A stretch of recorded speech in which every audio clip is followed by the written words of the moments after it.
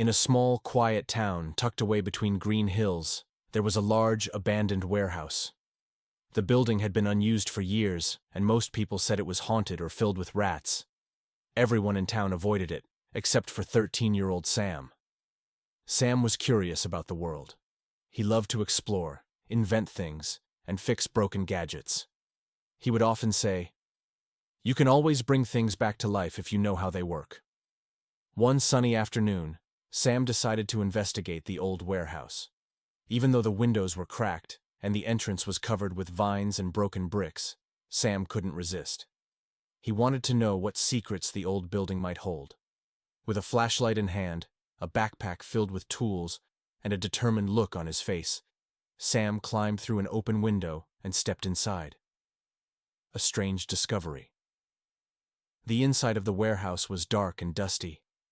Sunlight filtered through the broken windows, casting long shadows on the concrete floor. Old machines, wires, and scrap metal were piled everywhere. Sam shined his flashlight around, brushing off cobwebs and stepping carefully over broken glass. "This place is so cool," he whispered. After exploring for nearly an hour, Sam was about to leave when he noticed something unusual. In one corner of the warehouse, hidden under a pile of blankets and boxes, was a large object. Curious, Sam pulled the blankets away. Underneath was a strange metal figure. It was a robot. The robot was covered in dust and rust, and its eyes were dark, showing no sign of life. It was taller than Sam, with long, thin arms and legs.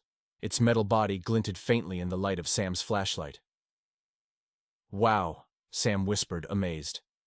He bent down to get a closer look. On the robot's chest, there was a small panel with a switch. The words, "Model XR17" were engraved underneath it. Without thinking twice, Sam flipped the switch.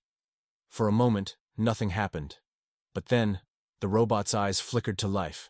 They were large and bright, glowing a soft blue. The robot's head turned toward Sam.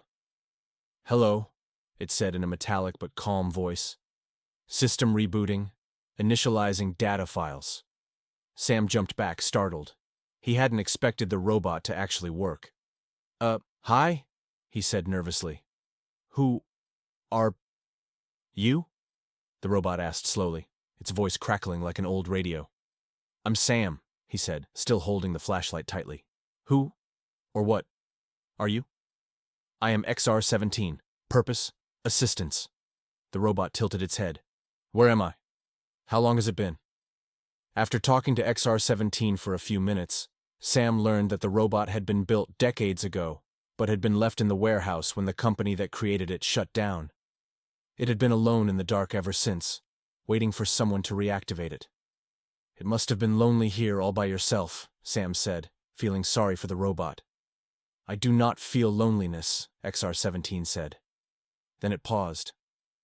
"But I am happy you are here now." Sam smiled. He knew he couldn't leave the robot in the warehouse. "Do you want to come home with me?" he asked. "Yes," the robot said almost immediately. Together, they began the journey back to Sam's house. It wasn't easy getting the heavy robot out of the warehouse and across the fields without being noticed, but eventually, they made it. Back in his garage, Sam got to work cleaning XR17 and fixing its broken parts.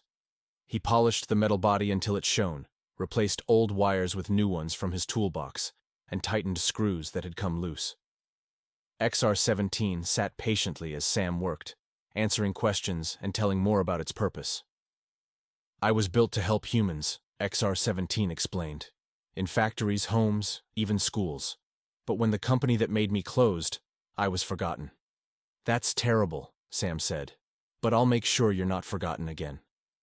As the days passed, XR17 became cleaner, faster, and more responsive thanks to Sam's efforts.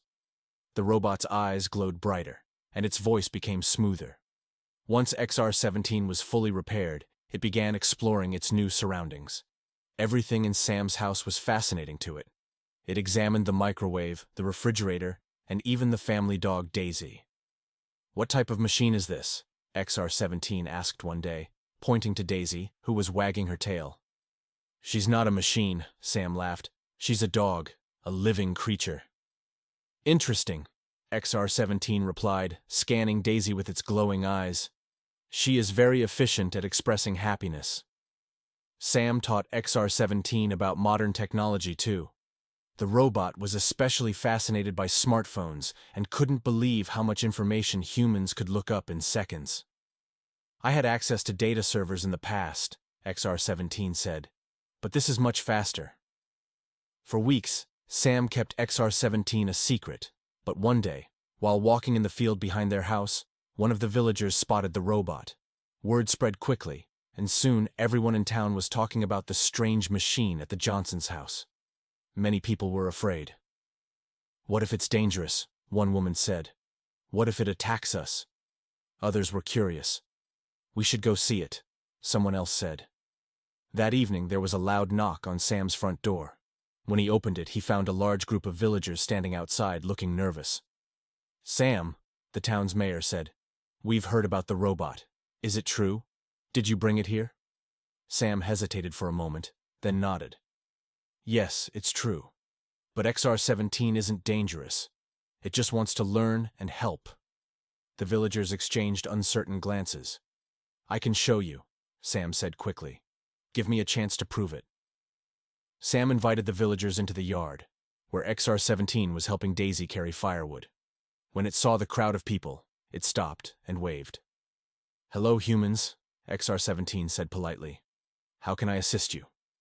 The villagers gasped, clearly impressed, but also hesitant. One brave boy stepped forward, holding a small broken toy car. "Can you fix this?" he asked, holding it out to XR-17. XR-17 examined the toy for a moment before picking it up. It used one of its tools to screw the loose parts into place and hand it back to the boy, good as new. "Whoa," the boy said, his face lighting up. "Thanks."